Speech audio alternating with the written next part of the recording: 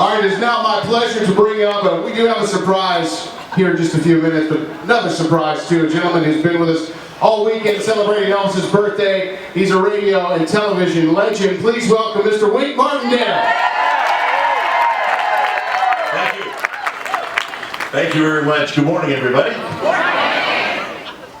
Some of you may or may not know that I started my radio and TV career right here in Memphis on WHBQ.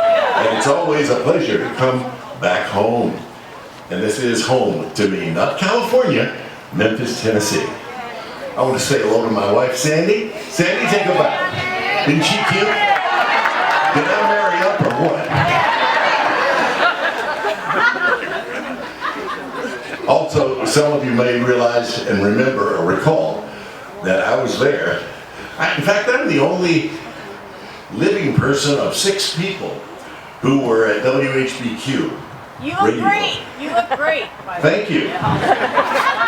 But you know what the 3 stages of man are? What? Youth, middle age, and you look great. So I don't know whether that should be a compliment or not.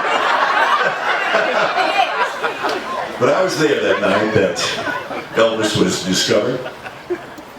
Sam Phillips walked in. I just happened to be there that evening. I was morning man, but I was at the station showing some of my friends from Jackson, Tennessee around the station. And I heard this commotion coming out of Dewey Phillips' studio.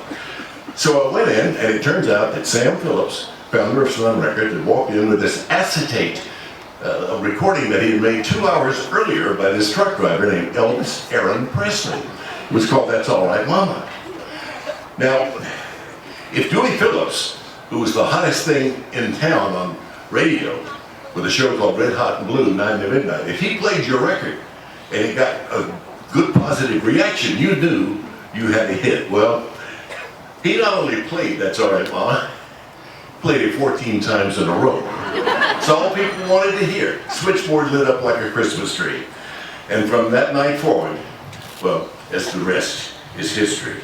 But I was there that night, and I had the pleasure of being designated to call Mr. and Mrs. Presley to find out where this son of theirs was, because naturally we wanted him to come down to the station. Who was this guy?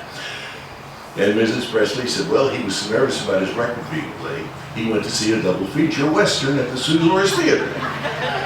So they got in their truck and they went down, walked up and down the dark aisles, and there's Elvis sitting there all by himself. They whispered to him about the excitement being generated by That's All Right Mama, brought him down to the station. I happened to meet him that night, and he remained my friend until the day he left the planet.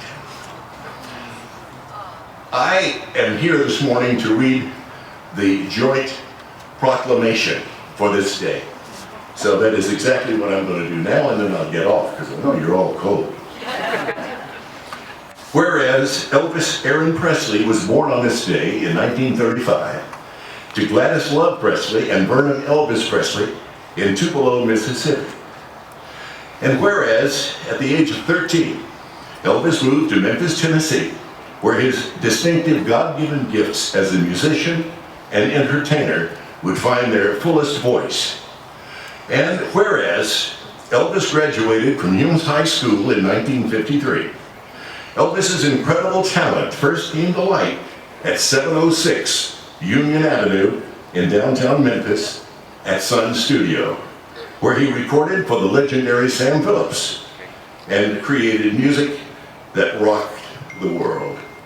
And whereas Elvis gave the world hundreds of unforgettable songs from dozens of timeless albums, including such classics as Heartbreak Hotel, Don't Be Cruel, Are You Lonesome Tonight, Suspicious Minds, and many, many more. Whereas Elvis interrupted his career in 1958 to serve in the United States Army. He was loved around the world, starred in more than 30 films, and made 3 television specials. Aloha from Hawaii, the satellite, aired in 1973 and was seen by more than 1 billion people, 1 billion as in B, around the globe. And whereas today, Elvis's unparalleled style and artistry continues to thrill audiences, create fans, and inspire new generations of musicians around the world. And finally, whereas no matter how far away his career took him, or how high his fame carried him, Elvis remained steadfastly devoted to the city of Memphis, Tennessee. It was the city that Elvis loved, the city which inspired him, and the city that he called home. Now therefore, we, Paul A. Young, Mayor of the City of Memphis, and Lee Harris, Mayor of Shelby County, Tennessee, do hereby proclaim this 8th day of January 2024 as the day to celebrate the life, the work, the 89th birthday of Elvis Aaron Presley in Memphis and Shelby County, Tennessee, and call on its residents to recognize the contributions of our own King of Rock and Roll to music, the community, and the world. In witness whereof, I have hereunto set my hand and caused the seal of the city of Memphis to be affixed to this 8th day of January 2024. Paul A. Young, Mayor of the City of Memphis. Also, in witness whereof, I have hereunto set my hand and caused the seal of Shelby County to be affixed to this 8th day of January 2024. Signed, Lee Harris, Mayor of Shelby County. Ladies and gentlemen, that is officially our joint proclamation for this state. Thank you. Ladies and gentlemen, I can listen to that voice. I'll tell you what. All right, Rick, if you could go stand by the cake over here along with Joel and the mayor, we're going to sing happy birthday, and we're going to cut that incredible cake. Thanks to Cakes by Mom and Me for this beautiful cake here. On the count of 3, are you all ready to sing happy birthday? In 3, 2, 1. Happy birthday!